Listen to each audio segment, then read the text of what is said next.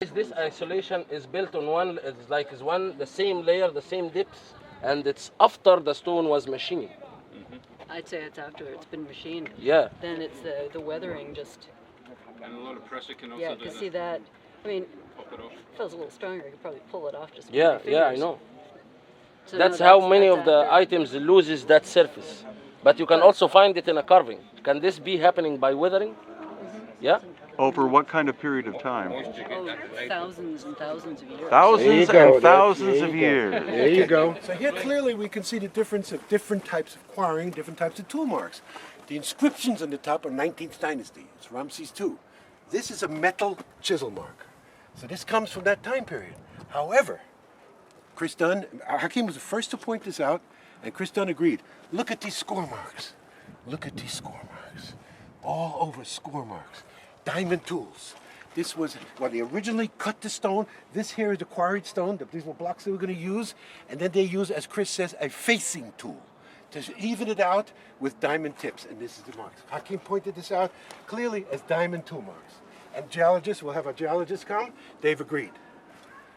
So this is the actual quarry where the second pyramid, that one, some of its blocks came from here. The question is, how were those blocks removed from this solid wall?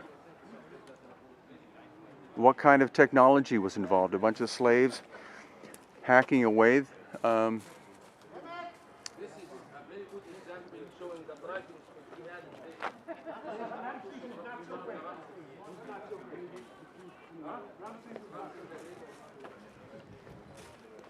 Are those hand tool marks or machine marks? And what about this thing?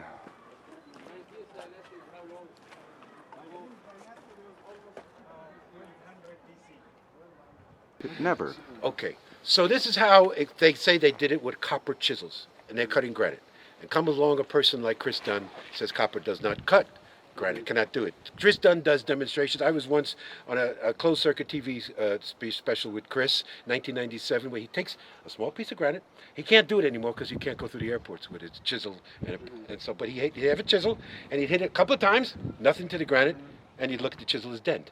So they found out about this. So Mark Lehner, American Egyptologist, close friends with Zahi Hawass, who started out originally, I'll give a whole story of him, with ARE, trying to support casing material. Then he got his PhD and he turned totally against that after they paid for his doctorate, and he became the American Egyptologist and traditional theorist. So how he explained this with an honest face, he said they would have 1,000 chisels lined up, men lined up with chisels. And one guy would go bang, bang, bang, no good, give me another one, bang, bang, bang, give me another one, 1,000 lined up. And he says this with a straight face on television, PBS, and expects Are people using to believe hammers, so they said the Egyptians used hammers. Exactly. They are calling gods, so they call the knitter gods.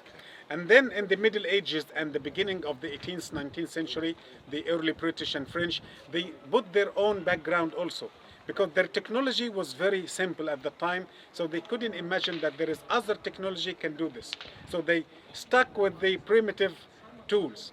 But nowadays we may have better chance that we have higher technology, but because of that technology we have, we feel how difficult to do this with our technology nowadays.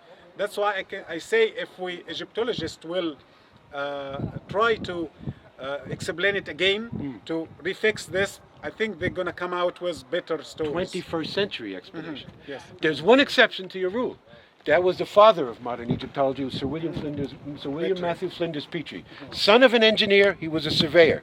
He was honest enough in the 1880s with the technology of his day say, we don't know how they did this. We don't know how they did this. Go. Okay, this is what's known as a granite ashlar. It's broken, obviously broken off. This is one of the things Chris Dunn immediately came to. He had another one that's sort of, it was like a couch that he put in his first book, and I thought he meant this one. So we're on the plateau one day and we're walking, and I said, I'm going to your finished stone. He said, no, you're not. You're going the wrong way. And I came to this, oh, this one is better than the one he had. It's a perfect radius, all the way down, all the way. He's measured this completely, never deviates. But what's interesting to understand about this is it's just a piece What you have here is a granite wall. I mean, a limestone wall. This is a limestone bedrock. Look at these stones, some 200 tons at least. Look at the erosion. This is very, very old. This is where Robert Schoch came, and he said this erosion could be 100,000 years old. This is very, very old. So what we had, this is very ancient, and it got so eroded, then they cut granite. And they placed the granite over it, because we know that this had covered this. And these are just pieces.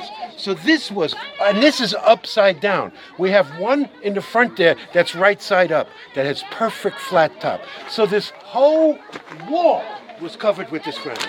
And we think this is the cataclysm that knocked it off. And also the interior is granite. Yes. The Yes. core is limestone, the Yes. exterior is granite. Yes. So you have two materials. Exactly. Again, these, it's not like these were like simply put on. They had to interlock. Right. The same as the pyramids. And the amount of effort that would take to custom fit. This is in the Valley Temple. You're looking at pink S1 granite. This is the beginning of this stone. It was a door stopper. Goes around the corner. If you look up there, you see the circle? You see the circle? And the Egyptian door, Anthony, used to be locked up, not to the All the side. way- Exactly. The look was going up. Right. Around the corner. That's where the hole is.